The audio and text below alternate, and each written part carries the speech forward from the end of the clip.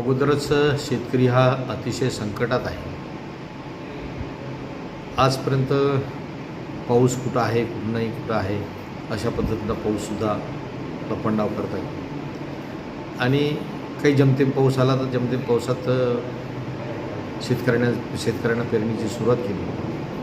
आणि जे काही सोयाबीन आहे ते सोयाबीन अनेक शेतकऱ्यांचा, विशेषतः तिवसा तालुका असेल किंवा अन्य काही तालुके असतील त्या तालुक्यात अजिबात सोयाबीन निघालेलं नाही. 70-80 शेतकऱ्यांच्या हजारो हेक्टरवरचं सोयाबीन उगवलं नाही.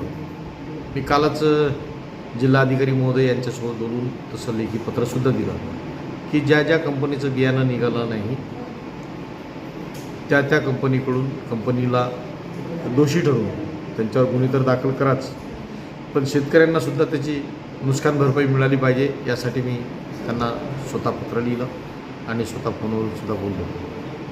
कारण आज शेतकरी जी 12 महिन्याची पेर असते ती पेर आज जर नाही साधली तर ते भविष्यात त्याचं पीक साधणार नाही.